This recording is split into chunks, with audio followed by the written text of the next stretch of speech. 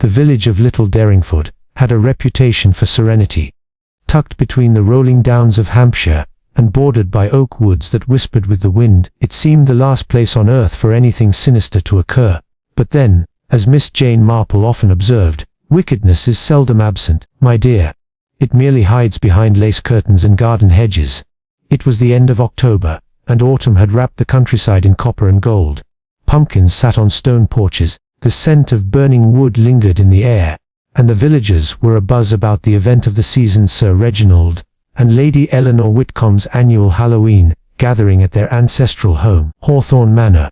The Whitcombs were of old stock, wealthy, respected, and perhaps a touch eccentric. Sir Reginald had a fondness for theatrics and puzzles, while Lady Eleanor adored tradition and elegance. Their Halloween parties had become something of a local legend: costumes, eerie games, lavish feasts, and a final, mystery challenge, devised by Sir Reginald himself, which each year outdid the last in creativity and mischief. This year, however, there was talk of a truly haunting surprise.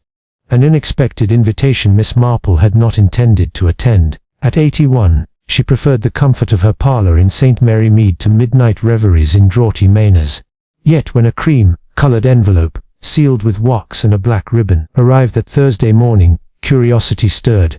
Miss Jane Marple is cordially invited to the Whitcomb Halloween gathering, to witness, and partake in, an evening of mystery, masquerade, and merriment. Costumes encouraged. The game begins at dusk. She smiled faintly, her blue eyes twinkling.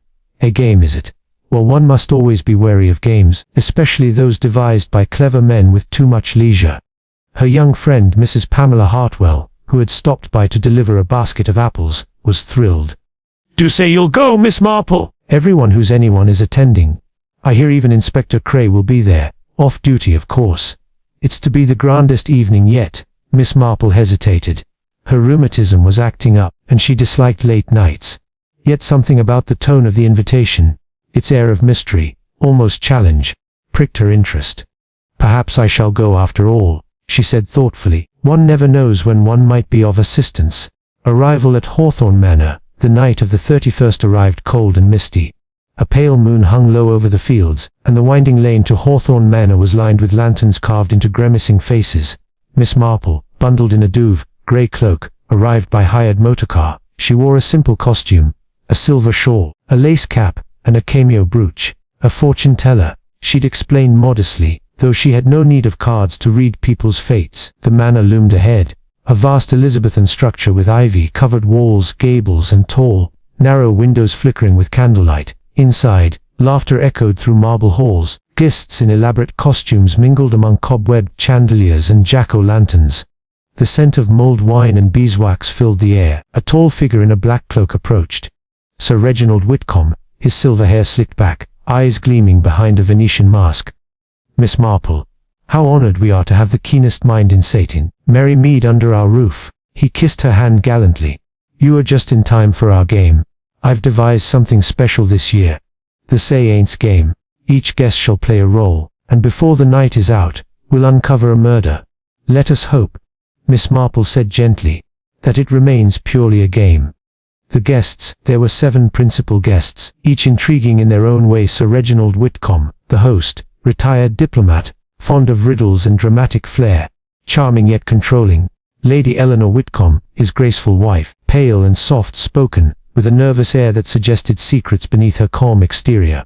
Dr. Lionel Ashcroft, the village physician, clever but arrogant, known to enjoy Lady Eleanor's company more than was seemly. Beatrice Lyle, a vivacious widow, wealthy and sharp-tongued. She wore a witch's hat and a diamond pendant shaped like a crescent moon. Colonel Geoffrey Harland, a retired army officer, bluff and hearty, but with a temper that could curdle milk. Cynthia Blake, Lady Eleanor's companion, a young woman of about 25, quiet, watchful, and not easily fooled. Inspector Cray, the local police inspector, attending for fun, though Miss Marple noted he kept his eyes open like a man expecting trouble. Together, they formed the perfect cast for mischief and tragedy. The game begins. Dinner was served in the great hall. Silver candlesticks flickered on long oak tables, and the guests dined beneath portraits of Whitcombe ancestors whose painted eyes seemed to follow them. Between courses, Sir Reginald entertained with anecdotes from his diplomatic years. Veiled threats, coded messages, and touch of poison in the pudding, he joked. Miss Marple observed quietly, sipping her tea. She noted the glances exchanged between Lady Eleanor and Dr. Ashcroft, quick, charged, and guilty. Colonel Harlan drank too much port and muttered that some men don't know their place, while Beatrice Lyle smiled too broadly at everything. There was tension here, she thought, the kind that simmered beneath fine manners until something, or someone, broke. At 9 o'clock Sir Reginald rose, tapping his glass. "Ladies and gentlemen, the hour has come. You are invited to the drawing room, where tonight's entertainment shall begin. The Essay-Aints game. Each of you will draw a card that assigns your role. One among you shall be the victim, another, the culprit, and the rest, investigators. Let us see how sharp your wits truly are." A low murmur of amusement rippled through the room. Masks were adjusted, laughter returned, but Miss Marple noted Lady Eleanor's pale hand tremble as she took her husband's arm. The Essay-Aints, the drawing room had been transformed. Heavy curtains were drawn, candles glowed in candelabras, and a round table stood in the center, covered in black velvet. A crystal ball gleamed faintly in the dim light. The guests took their seats, the mood now deliciously eerie. Sir Reginald, standing behind the table, explained the rules. "A spirit has been wronged. A soul demands justice. Among us sits both the victim and the murderer. Only through clues, whispers, and intuition shall truth prevail. Miss Blake will act as medium, and the rest shall seek their answers from beyond." A hush fell. Cynthia Blake, in a flowing white dress, lowered her head and began the mock say-aints. "Spirits of the departed, speak if you can. Reveal the guilty, name the hand that wronged the innocent." A gust rattled the window panes. A candle flickered out. Somewhere a door creaked. Then came a sound, a faint choking gasp. Lady Eleanor clutched her throat. Her glass fell, shattering on the floor. "Eleanor!" cried Sir Reginald, leaping forward. She slumped against him, eyes wide with terror, and did not move again. Panic in the manor. The room erupted into chaos. Dr. Ashcroft rushed to her side, checking her pulse, but his face turned grim. "She's gone," he said hoarsely. "Dead." Miss Marple, calm amidst the uproar, rose slowly. "If I may," she murmured, leaning closer. She noted the faint odor of almonds, the tell-tale sign that had preceded many quiet deaths before. Cyanide, quick, silent, and effective. "How very tragic," she said softly. "It seems the game has turned rather more serious than intended." Sir Reginald stared at his wife's still face, disbelief clouding his features. This was supposed to be theater, not reality. How could this happen? "The wine," Dr. Ashcroft interrupted sharply. "No one else is affected. It must have been her glass."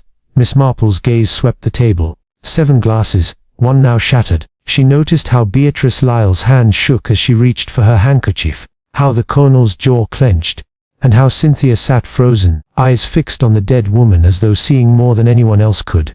"Sir Reginald," said Inspector Cray, now fully alert, "I must ask that no one leaves the manor. We've a crime on our hands." Miss Marple nodded quietly. "Indeed, and I rather suspect that what began as a game may have been its perfect disguise." The whispering shadows. The body was carried to an adjoining room. Servants wept. Guests whispered. Miss Marple retreated to a corner, her knitting needles clinking softly. She did not knit for comfort but for thought, each loop and twist helping her mind untangle the darker threads of the evening. She recalled Lady Eleanor's pallor during dinner, the way she'd refused dessert, and how Dr. Ashcroft had poured her wine with a familiarity that hinted at intimacy. Jealousy, perhaps, or fear. Cynthia Blake, the young companion, had been quiet, too quiet, and her role as the medium during the game now seemed almost prophetic. Beatrice Lyle's laughter had vanished entirely, replaced by anxious glances toward Sir Reginald, and the colonel. He'd muttered about honor and foreign entanglements. There were secrets here, and one of them had just claimed a life. Miss Marple's gaze drifted to the window. Outside, fog coiled across the lawn. Somewhere in the distance, an owl cried. Halloween night, she thought, when masks are worn, and truth hides in shadow. The first clue. Inspector Cray began his official inquiries. "No one leaves until we've searched the premises," he declared. Dr. Ashcroft objected. "This is monstrous!" Lady Eleanor was ill. It could have been her heart. Miss Marple intervened softly. "Perhaps. But it is odd, is it not, that her heart should fail at the very moment she drank her wine?" Cray turned to her. "You think poison. I think," she said, "that the murderer relied upon the evening's theatrics to conceal a far less playful act." A maid was sent to fetch the remaining wine bottle. It was half empty. Miss Marple examined the rim. No residue, no unusual odor. Then she looked at the cork. It bore a faint smear, something powdery and crystalline. She handed it to Craig. "There's our method, Inspector. Cyanide, rubbed upon the cork before the bottle was sealed. Only the first glass poured would be tainted." Craig frowned. "And who poured it?" "Decker Ashcroft," murmured Beatrice Lyle, her voice trembling. "I saw him do it. He poured Eleanor's glass himself." Ashcroft's face flushed. "I assure you it was habit. She always preferred me to serve her." Reginald's hands being none too steady. Sir Reginald turned on him, rage and grief colliding. "You insolent gentleman," Miss Marple interjected. "Anger will not bring clarity. Let us instead ask who benefited from Lady Eleanor's death, and who would dare commit murder beneath the very eyes of her husband, and on All Hallows' Eve." A premonition of truth. The hour grew late. The guests were confined to their rooms until morning, under the watch of Inspector Cray and his constables.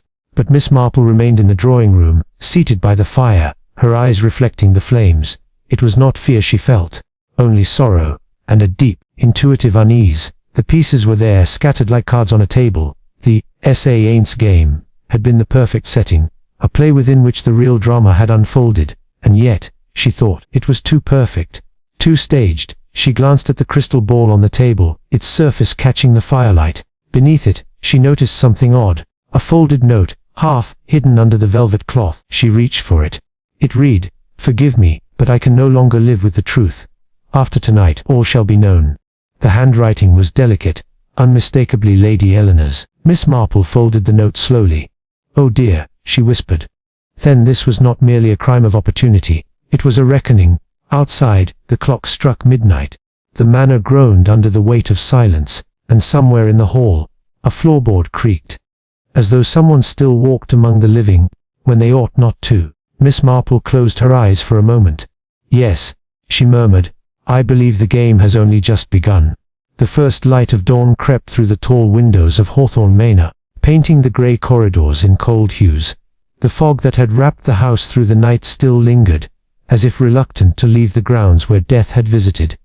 By morning, the manor felt transformed. The laughter and music of the previous evening were gone, only silence remained, heavy and accusing.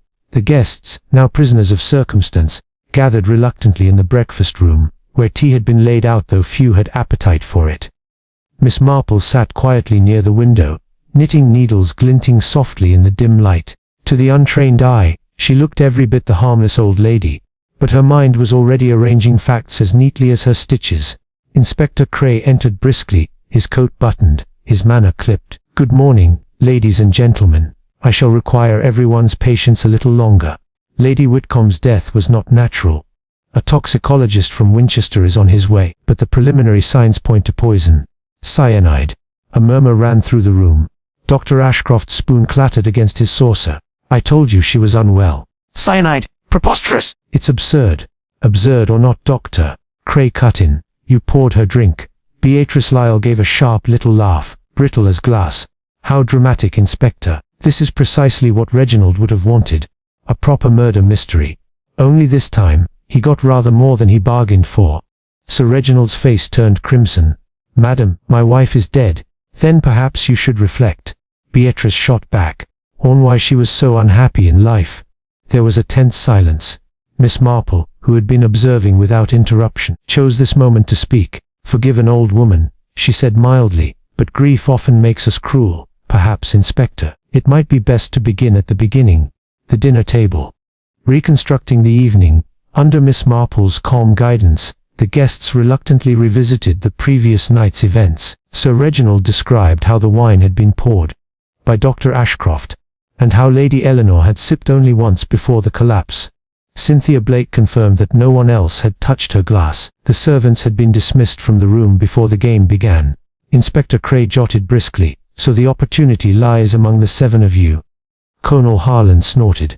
"Rot. You can't possibly believe one of us poisoned her under Reginald's nose." Cray's voice was sharp. "Someone did." Beatrice Lyle leaned back, eyes gleaming.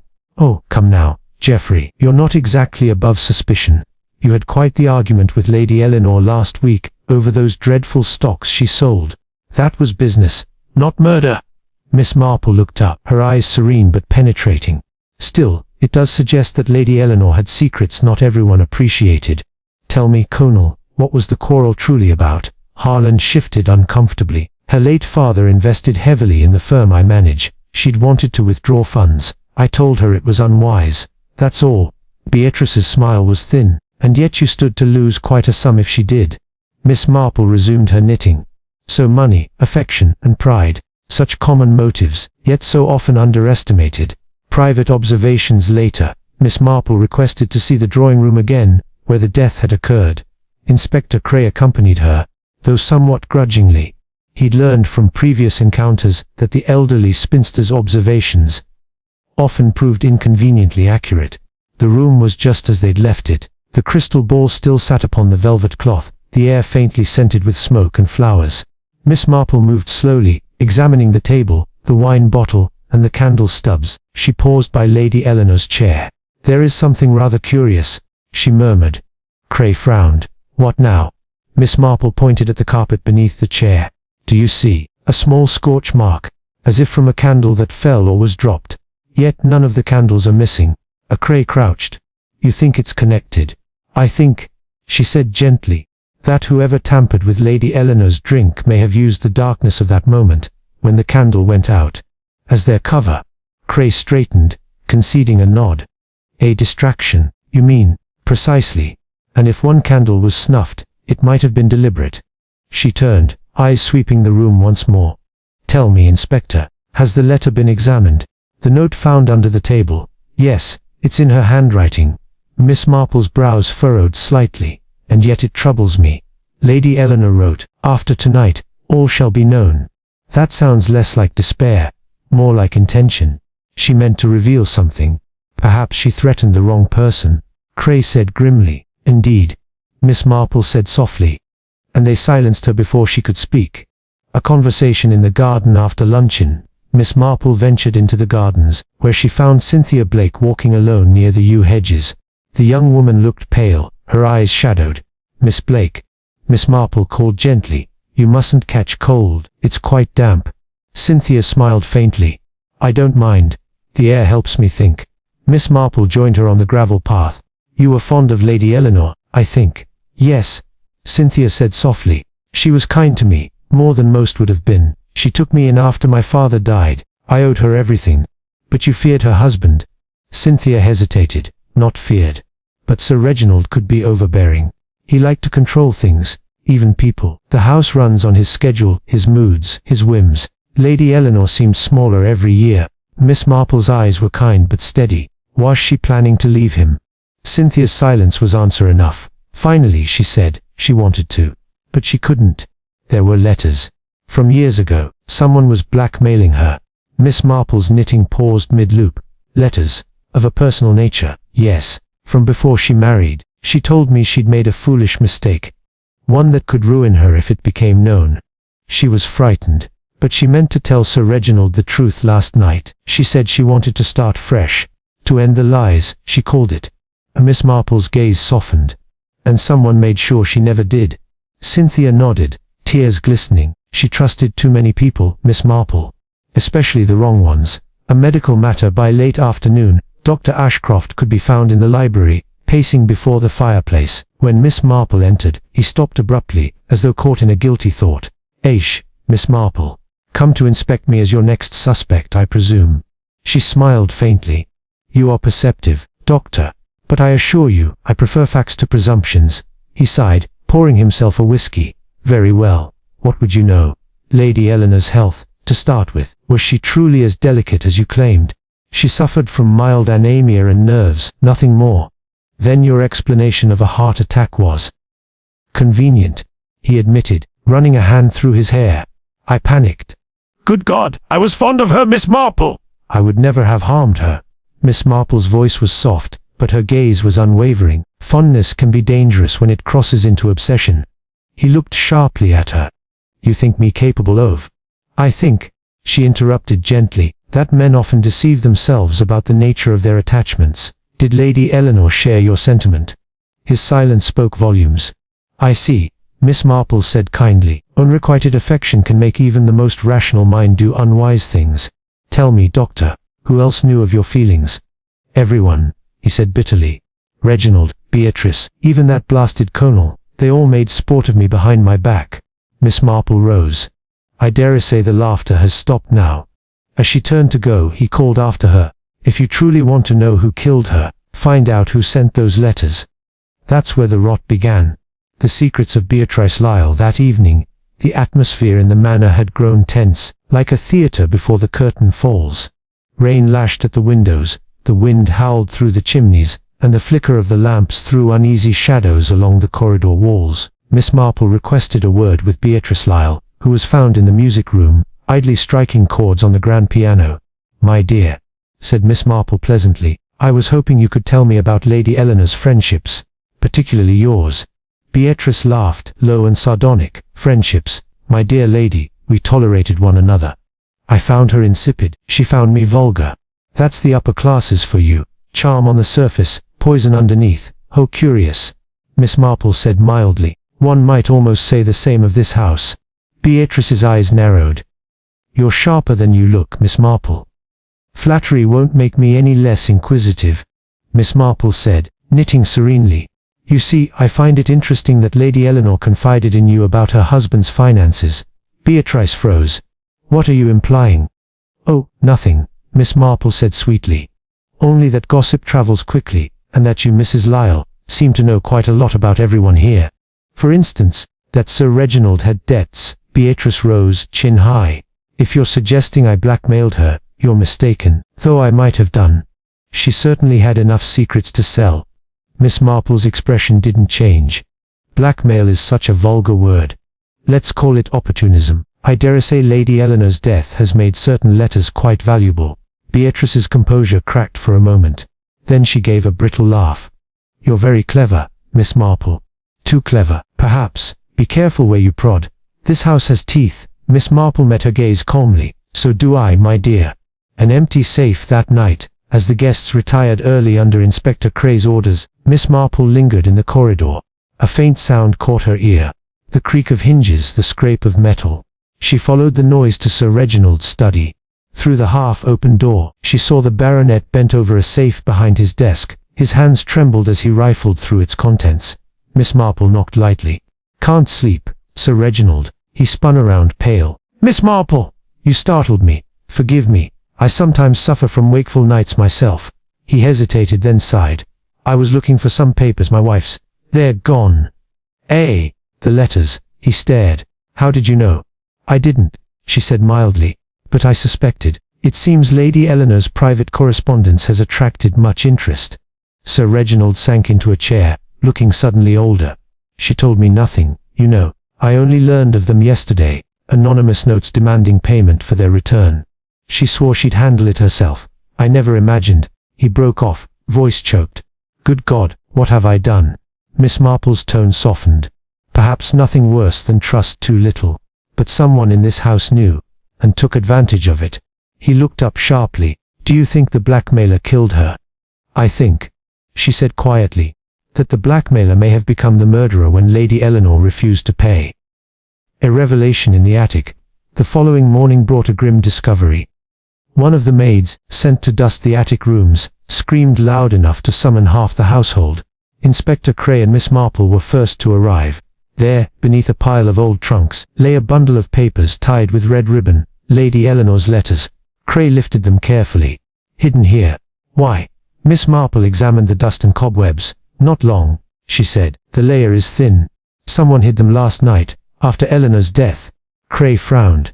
Then the blackmailer panicked. Miss Marple nodded. And panic, Inspector, is the murderer's truest fingerprint. She untied the ribbon. Inside were several personal letters, written in a man's hand, dated years before. The signature reads simply, L. Cray murmured. Lionel Ashcroft. Miss Marple's eyes glinted. So it seems. The doctor's affection was rather more than professional. She looked at the final letter, half burned at the edge. Its message chilled her. Eleanor, you promised to end it. But if you don't, I will tell him everything. I've nothing left to lose. Cray swore softly. That's motive enough for any man. Miss Marple's gaze drifted toward the window. Yes, but I wonder, perhaps too obvious. Murderers seldom make things so shady. There's another hand in this, one more calculating than passion alone. The second shock as dusk fell once more, Thunder rumbled over the moors. The guests gathered again in uneasy silence. Suddenly, a shriek echoed from the hallway. It was Beatrice Lyle. Inspector Cray rushed forward, and found her collapsed on the staircase, eyes wide in terror. Beside her, a small bottle rolled across the floor, the same brand of cyanide used before. "Good heavens," Cray muttered. Another attempt. Miss Marple knelt, examining the bottle. "No. This time, it seems our killer has grown careless." "Careless," Cray echoed. She pointed to the label. "This bottle was taken from Dr. Ashcroft's surgery. His initials are on the stopper. Someone is trying to make it appear as though he's guilty." Cray's eyes narrowed. "Then the real murderer planted it." "Exactly," Miss Marple said softly. "And they must have been desperate. Mrs. Lyle likely knew something, and the killer feared she'd talk." Beatrice moaned faintly. "It was in my room. Someone left it on my dressing table." Miss Marple took her hand. "Rest easy, my dear. The ghosts of this house may yet tell their tales, but not before I do." The following morning dawned grey and brittle, a thin mist curling over the moors and drifting into the gardens of Ashcombe Manor. The frost clung to the edges of the hedgerows, making them glisten like silver wire. Inside, the manor had a quiet unease. That strange hush that follows tragedy, when life attempts to return to routine, but cannot quite manage to forget. The villagers who had been invited to the Halloween gathering had returned home the night before under whispers and fearful speculation. Some claimed to have seen a shadow at the window moments before the scream. Others swore they heard whispering in the hallway after the lights went out. The rumors had spread by breakfast. Sir Geoffrey's party cursed, they said at the grocer's, and Miss Delafield paid the price for meddling with spirits, muttered another over her morning paper. Sir Geoffrey himself was confined to his study, his eyes hollow. He had been questioned by Inspector Craythorne, a man with a thin moustache and a clipped, brusque voice, who approached crime with the practical air of a man weeding a garden thoroughly, but without sentiment. Miss Marple, meanwhile, was seated in the morning room with her knitting. Her needles clicked quietly while her mind whirred far faster. She had slept little, not for want of comfort, but because the image of that dreadful moment at the table would not leave her. Miss Delafield, she reflected, had been frightened before she died. Truly frightened. The game had rattled her in some deep way, more than mere superstition. The way she'd looked at Sir Geoffrey, the tremor in her hands, the subtle glance she'd given Mr. Ellison. Yes, Miss Marple had noticed. She noticed everything. The inspector's frustration by late morning. Inspector Craythorne reappeared, his hat slightly askew and his boots leaving small damp marks on the Persian carpet. "Most inconvenient, this whole business," he muttered. "The coroner's report confirms poisoning. Cyanide, by the smell of it. Traces found in the brandy decanter and in the glass Miss Delafield drank from." Sir Geoffrey, pale and sweating, leaned heavily on his cane. "But we all drank brandy. How can it have affected only her?" The inspector's eyes narrowed. "That, Sir Geoffrey, is precisely what we mean to find out." Miss Marple looked up mildly from her chair. "You know, Inspector, I do recall that Miss Delafield poured her own glass, did she not?" "Yes, she did," said Lady Cynthia from the sofa, "but the decanter was sitting right beside her." "Indeed," said Miss Marple softly. "And I rather thought Mr. Ellison poured himself one too, not long before." Mr. Ellison stiffened. "Yes, well, I did. I assure you I'm perfectly well, Miss Marple." "Oh, I've no doubt you are, Mr. Ellison. Cyanide, after all, is not something one ingests lightly. If it were in the decanter, I fear you wouldn't be sitting here." The room fell silent. Inspector Craythorne frowned. Meaning? Miss Marple replied gently, that the poison was not in the decanter at all. It was in the glass, specifically Miss Delafield's. The inspector glanced at her, both irritated and intrigued. "You seem quite confident for a woman without laboratory proof." "Experience, Inspector," Miss Marple said with a small smile. "One picks up certain patterns of human behavior over the years, especially where sin and self-interest are involved. The secrets begin to surface by noon." It was plain that the household was cracking under the pressure of suspicion. Lady Cynthia had retired to her room, but could be heard crying softly. Gerald Ellison paced the library with a restlessness that betrayed more than grief. Young Alice, the maid, whispered in corners with her friend the cook, while Sir Geoffrey sat slumped at his desk, writing letters he did not post. Miss Marple made her rounds quietly, her manner grandmotherly, her voice warm and sympathetic. It was astonishing how people spoke to her, How they forgot she was listening. In the pantry, she found Alice wiping tears from her eyes. It's dreadful, miss. Truly dreadful. She was a nice lady, even if she did put on airs. Miss Delafield? Miss Marple asked. Yes, I thought her quite striking, though perhaps not at ease. She weren't, the maid said quickly. All jumpy like. Told me not to bring her tea till after she'd had a talk with Sir Geoffrey last night. Said she had something important to settle, she did. Did she now? Said Miss Marple thoughtfully. And did she manage to see him? Alice shook her head. No, miss. He sent word he was too busy in the study. She looked fair desperate after that. The first red herring in the afternoon. The inspector returned with a small packet of letters found in Miss Delafield's handbag. Love letters, he announced grimly. Addressed to one G.E. Signed Margaret. That'll be Sir Geoffrey, no doubt. Lady Cynthia gasped, her hand flying to her mouth. That's absurd. Sir Geoffrey snapped. Margaret was my late wife's name. These must be years old. Miss Marple leaned forward slightly. I dare say they are. But tell me, Inspector, the handwriting, was it consistent? The same ink? The inspector blinked. No, actually. One newer letter was written in blue ink, the rest in black. Curious, murmured Miss Marple. Very curious indeed. A shadow passed over Mr. Ellison's face.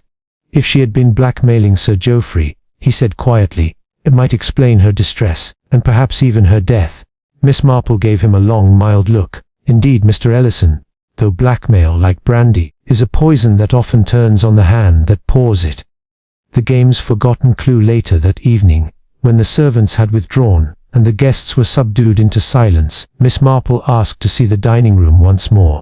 She moved carefully about the table, noting where each guest had sat, the half-melted candle wax, the wine stains on the linen. The tarot cards from the Halloween game still lay scattered about, slightly curled at the edges. One card lay upside down near Miss Delafield's chair, the Tower. Miss Marple studied it for a long moment. Destruction, upheaval, the fall of pride. She murmured, how fitting. Then her gaze shifted to a faint ring of moisture beside the card. A circular mark, just the size of a glass base, faintly sticky to the touch. She bent down and sniffed delicately. Almonds, she whispered. Bitter almonds. She straightened, eyes sharp. Cyanide indeed, but how cleverly placed. New suspicions. When Miss Marple rejoined the household in the drawing room, she found them in uneasy discussion. I heard, Lady Cynthia was saying, that Mr. Ellison once worked in a chemical factory. During the war, wasn't it? Ellison's face turned red. Yes, I did. For the Ministry of Supply. Perfectly respectable work, I assure you.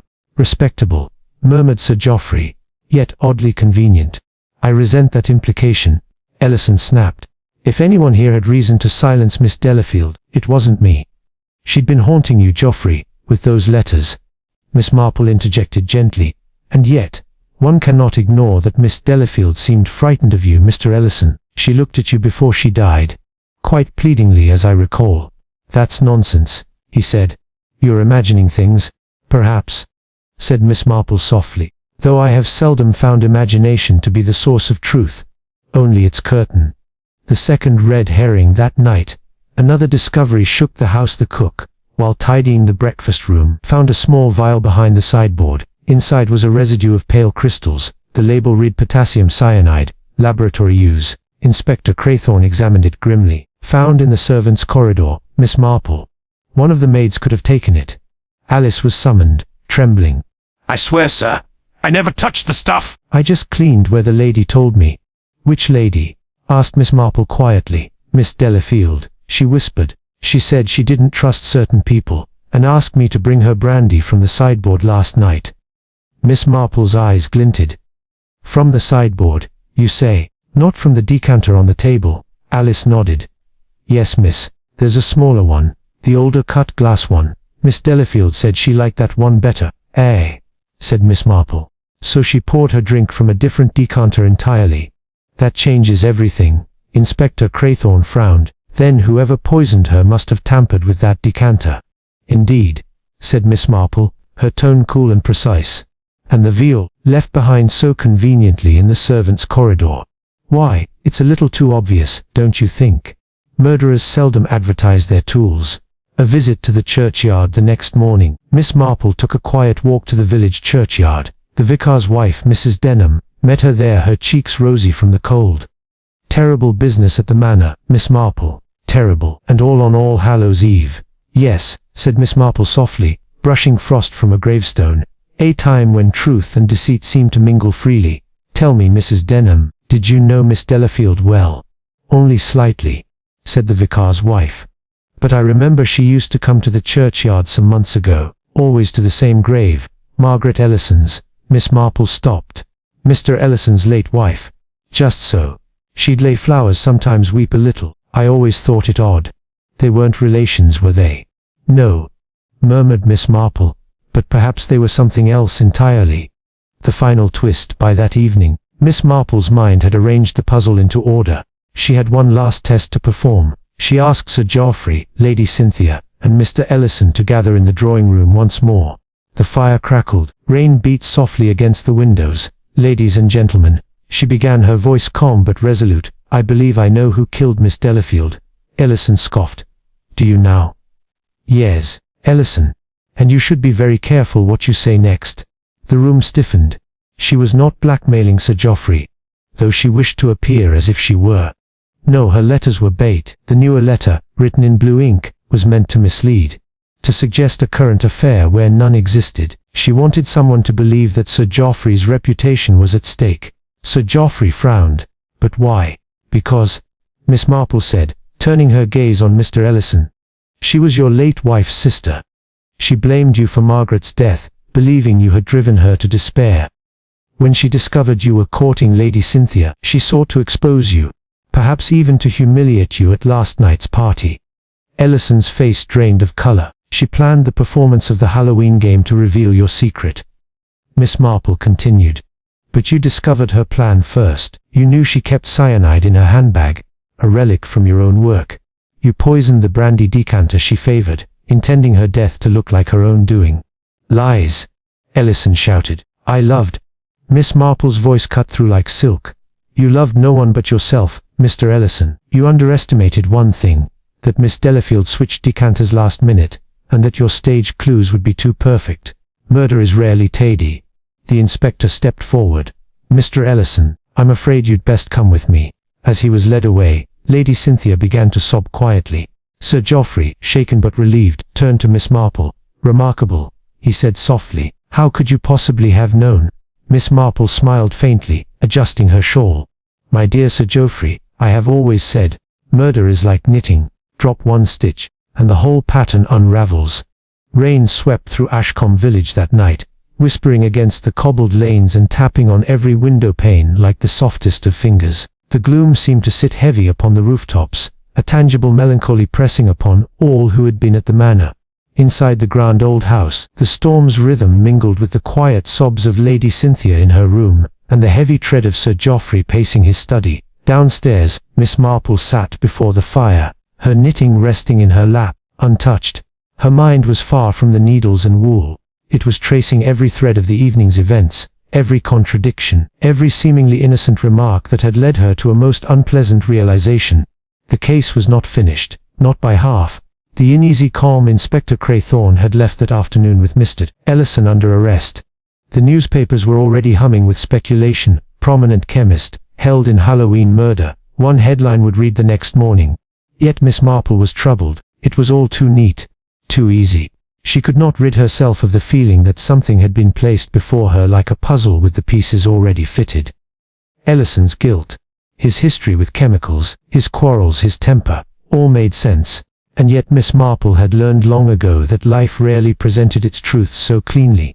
When a crime is convenient, she thought, it usually conceals a deeper one.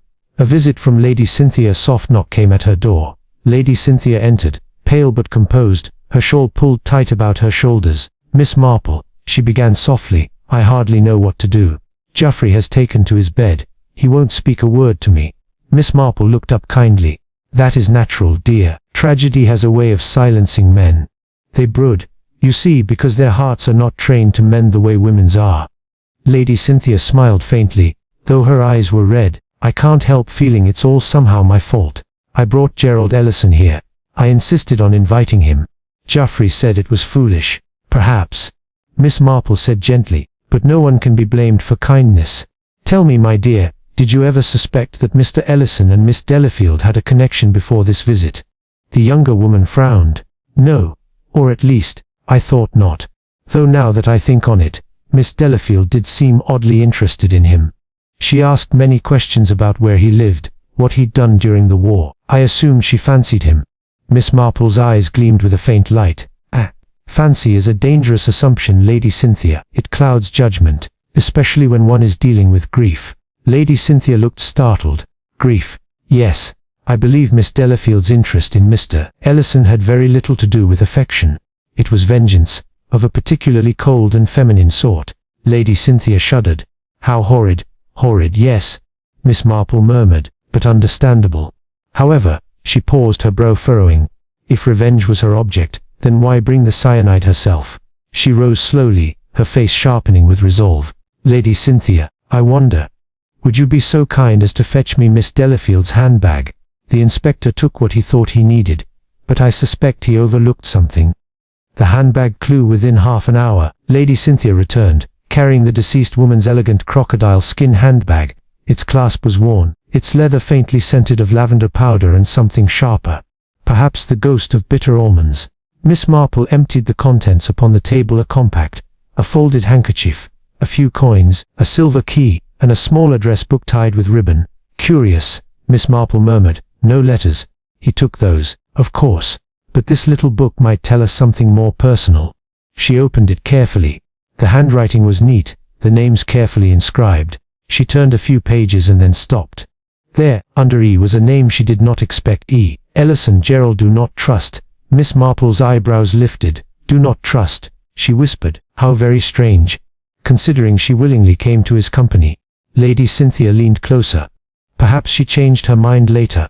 Or perhaps, said Miss Marple, she never came of her own free will at all. Miss Marple visits the police station. The following morning, Miss Marple paid a visit to the small Ashcombe police station. Inspector Craythorne was surprised to see her. More so when she requested a private word. I daresay you think me a meddlesome old woman, she began pleasantly, but I wonder if you would humor me just a moment. I should like to see the vial of cyanide again. The inspector frowned but complied. Here it is, found behind the sideboard. Traces confirmed. The poison that killed her. Miss Marple took it delicately in her gloved hands. Yes, indeed. But you see, Inspector, this label, a laboratory use, it's printed in an older style. The ministry hasn't used this font since the war. The inspector blinked. What of it? Well, said Miss Marple, it means whoever placed it there had been keeping this vial for some time. Not recently acquired, as one might expect from a man still working in chemistry. And that suggests it did not come from Mr. Ellison at all. The inspector's eyes narrowed. Then who? Someone with access to old ministry stores, she said softly, or someone who once lived with a man who had such access. Her gaze drifted toward the window, where the rain streaked down the glass. Tell me, Inspector, did you check whether Lady Cynthia ever handled cyanide? He stared at her. Lady Cynthia, the man's fiancée. Yes, said Miss Marple simply. Love, I've found, is the most convenient disguise for hatred. The return to Ashcombe Manor. When Miss Marple returned to Ashcombe, the sky was heavy with storm clouds. She found Sir Geoffrey sitting in the library, a decanter of whiskey at his elbow, his face pale and drawn. Miss Marple, he said, I don't know what to believe anymore. They tell me Gerald's to be transferred to London tomorrow. Cynthia refuses to eat. I am at my wit's end. I am afraid, Sir Geoffrey, Miss Marple said kindly, that the truth is still incomplete. Mr. Ellison may have held the match, but someone else struck the flame. He looked up sharply. You mean there was another involved? I do. Ooh, Miss Marple hesitated. That, I shall tell you, tonight, but I must ask one small favor. Might we recreate the scene of that night, the table, the candles, even the cards, exactly as before? He frowned. You think that will help? I do. People's actions under candlelight tell more truth than they realize. The reenactment, that evening, the remaining guests and household gathered in the dining hall, uneasy and pale. Miss Marple, now fully in command, directed the servants to arrange the table precisely as it had been. Lady Cynthia, if you will sit here, beside Sir Geoffrey, and this was Miss Delafield's seat. Yes, just so. Alice dear, could you fetch the old brandy decanter again? The maid obeyed nervously. Miss Marple's voice was calm, her tone deceptively light. "No then, we shall imagine it is Halloween once more. Each of you, please, take your glass as you did that evening." The candles flickered, shadows stretching like thin fingers across the table. "Now," Miss Marple said, "Lady Cynthia, would you remind me, who poured Miss Delafield's brandy that night?" I did," she said after a pause. "She asked me to. I thought nothing of it." "Indeed?" Miss Marple tilted her head. "How curious. Because Alice told us Miss Delafield insisted on pouring it herself." The younger woman's face blanched. "I must have been mistaken." "I think not," said Miss Marple quietly. "You see, Lady Cynthia, the decanter Miss Delafield used was your own, the one you had moved to her side of the table before dinner. The one you had handled in the pantry earlier that afternoon." Cynthia's hands trembled. "You can't prove that." "No," Miss Marple agreed. "But I can deduce it. Miss Delafield didn't bring cyanide. You did. The vial found in the servants' corridor was one you planted after the murder, using an old label from your late husband's things. You knew Ellison would appear guilty. His work, his history, his quarrel, you counted on that." The room was deathly still. Sir Geoffrey rose slowly. "Cynthia, my dear God." Tears filled her eyes. "You don't understand," she whispered. "He was going to marry her. That awful woman. She'd stolen him from me before years ago, and I couldn't let her do it again." Miss Marple's tone softened, but her gaze remained steady. "Jealousy is a quiet killer, my dear. It whispers to the heart until it convinces it that evil is justified." Lady Cynthia broke down, sobbing into her hands. Sir Geoffrey turned away, grief and disbelief etched into every line of his face. Inspector Craythorne, who had been waiting silently by the door, stepped forward. "Lady Cynthia Ashcombe, I'm afraid I must."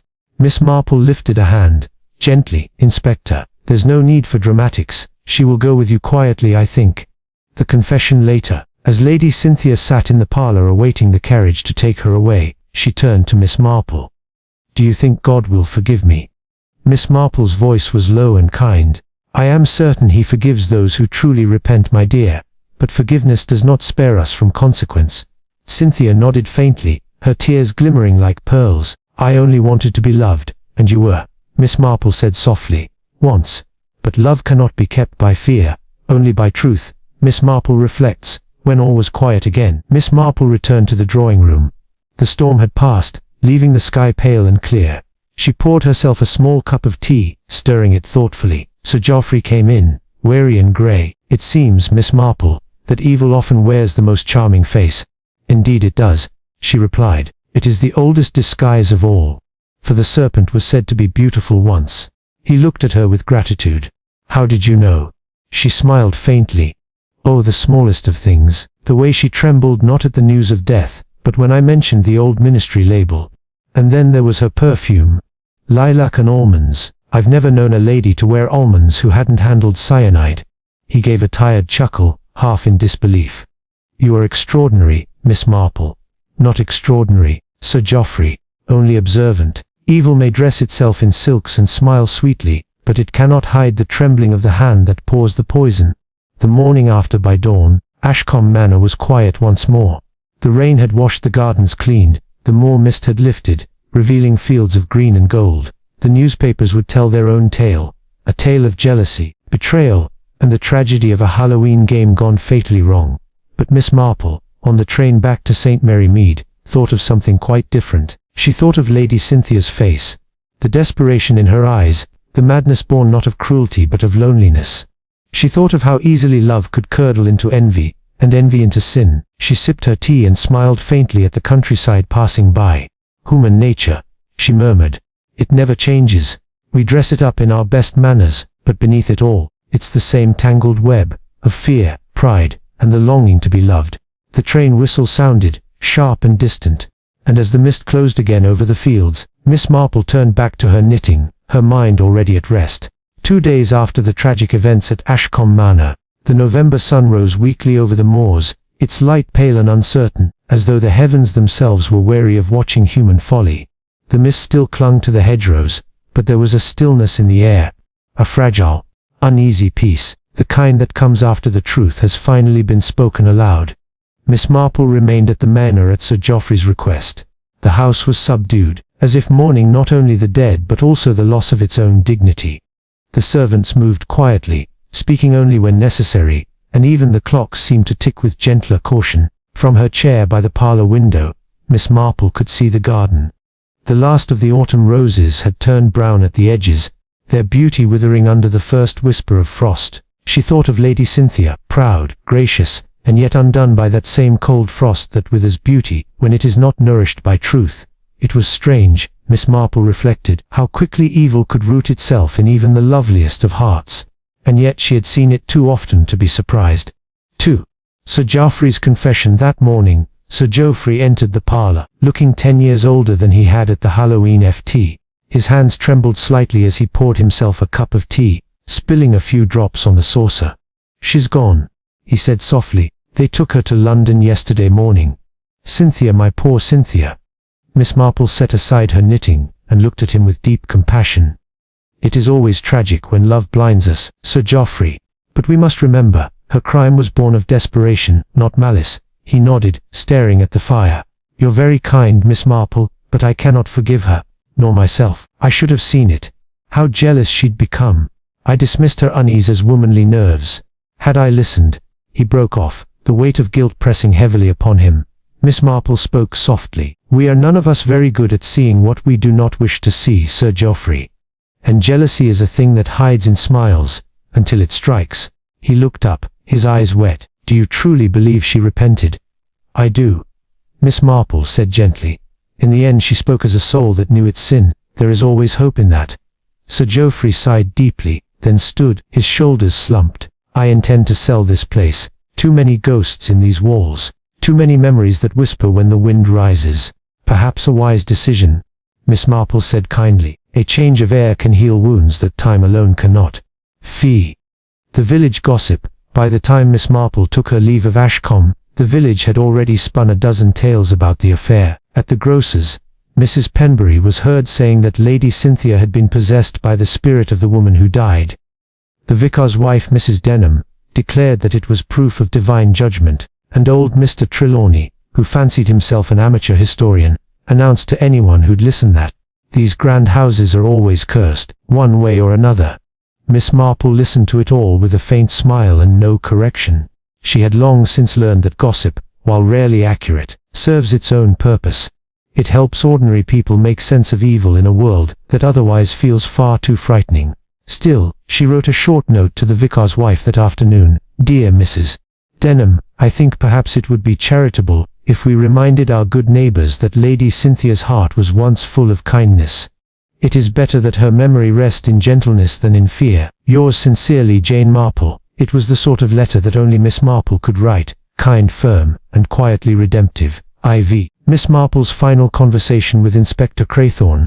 On her last evening in Ashcombe, Inspector Craythorne called at the inn where Miss Marple was staying.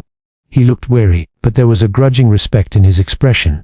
"Well, Miss Marple," he said, removing his hat, "I suppose I ought to thank you. You've saved us from hanging the wrong man." "I only followed where common sense led," she said mildly. "Human nature is rather like a garden, Inspector. If you know where the weeds like to grow, you can usually find their roots." He chuckled. "You've a way of putting things, ma'am. Still, I'll admit, I don't quite understand it. The woman poisoned another over jealousy, yet she looked like an angel at church. How does one tell the difference between the truly good and those merely pretending?" Miss Marple smiled.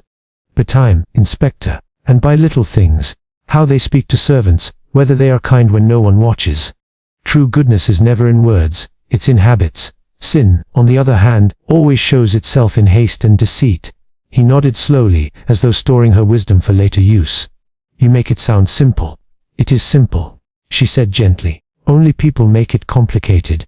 When he left, Miss Marple sat for a long time by her lamp, the ticking of the clock soothing her thoughts. The case, she knew, would fade into another story whispered by villagers, but the moral would endure. It always did. V returned to St. Mary Mead. The following morning, Miss Marple boarded the early train to St. Mary Mead. The countryside rolled past in soft shades of brown and gold, the fields half shrouded in mist. She settled into her seat with a small smile, as the tea trolley rattled down the aisle. Across from her sat a young couple, newly married, by the look of them. They whispered and laughed, sharing biscuits and glances full of love and promise. Miss Marple watched them for a moment with quiet fondness. When the young bride noticed her gaze, she smiled. "We were at a Halloween party last week, weren't we, dear? Nothing like those dreadful ones you read about in the papers." Miss Marple returned the smile, her eyes twinkling. "Indeed.